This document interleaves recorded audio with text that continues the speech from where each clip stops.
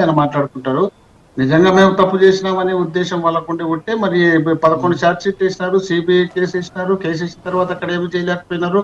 ఆ తర్వాత పార్లమెంట్ లోనే స్వయంగా సుష్మా స్వరాజ్ గారి కాంగ్రెస్ పార్టీ సిబిఐ వాళ్ళ చేతిలో పెట్టుకొని జగన్మోహన్ రెడ్డి గారిని అన్యాయంగా ఇరికించింది అని చెప్పినటువంటి సందర్భాలు కూడా కళ్ళారా మనం చూసినాం. అన్ని చూసిన సందర్భాలు ఉంటాయి. కాకపోతే ఎందుకంటే వీళ్ళు ఏ రోడ్డుకి పోతే ఆ పాట పాడే అలవాటు బీజేపీలో నేర్చుకున్నారు కాబట్టి వీళ్ళ అలవాటు వీళ్ళు నేర్చుకుంటున్నారు. దానికి మేము తప్పులు పట్టాల్సిన అవసరం లేదు. అది ప్రజలే చూసుకుంటారు, ప్రజలే నిర్ణయిస్తారు.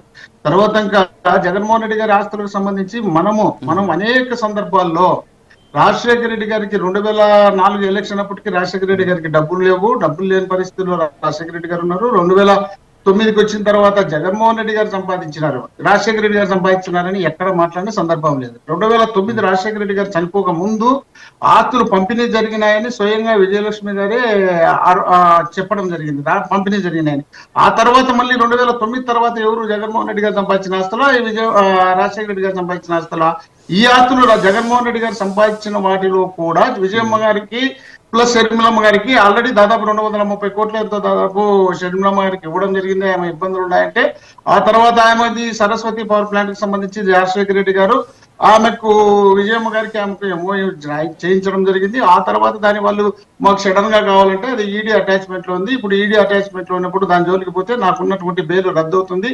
ఈ బెయిల్ రద్దు అవుతే నేను మళ్ళీ జైలుకి పోవాల్సి వస్తుంది. మీకు ఇది ఇంట్రెస్టా, ఏమన్నా పద్ధతి అయినా? ఈ పద్ధతి కాదు, దీనికి సంబంధించి కుదరదు అనే విధంగా జగన్మోహన్ రెడ్డి గారు నడుచుకున్నారనే ఆలోచనలో భాగంగా వీళ్ళు ఈ విధంగా చేస్తున్నారు. వాళ్ళు రాజశేఖర రెడ్డి గారు, రాజారెడ్డి గారు సంపాదించిన ఆస్తుల్లో ఎప్పుడు బంజారా హిల్స్ రోడ్ నెంబర్ 2లో రాజశేఖర రెడ్డి గారికి ఉండే ఇల్లు, దాంట్లో మేము ఎన్నోసార్లు రాజశేఖర రెడ్డి గారిని కలచడం జరిగింది. అక్కడ రాజకీయం దాదాపు 2004 వరకు రాజశేఖర రెడ్డి గారు అదే ఇంట్లో ఉన్నారు.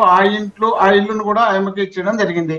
ఎవరికి? షర్మిలమ్మ గారికి. అదేవిధంగా ఇడపలపాయలో దాదాపు 300 ఎకరాలు పైబడి ఉండేది. అక్కడ ఆ 300 ఎకరాలు పైబడి ఉంటే ఆ 300 ఎకరాలు రాజశేఖర రెడ్డి గారి అసెంబ్లీలోనే దాని గవర్నమెంట్ కు రిటర్న్ ఇవ్వడం జరిగింది. దాదాపు 200 ఎకరాల పైన. దీంట్లో ఉన్న దాంట్లో షర్మిలమ్మకు 51 ఎకరాలు భూమి ఇవ్వడం జరిగింది. దాంట్లో 51 ఎకరాలు.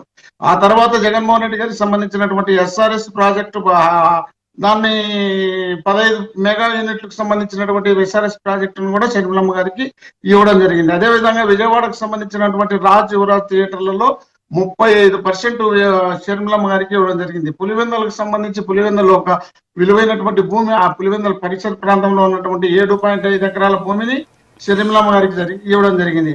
విజయలక్ష్మి మినరల్ కి సంబంధించినటువంటి ఫ్యాక్టరీని 100% ఆమెకి ఇవ్వడం జరిగింది. రైల్వే కోర్టుల్లో ఉన్నటువంటి రాజారెడ్డి గారికి సంబంధించినటువంటి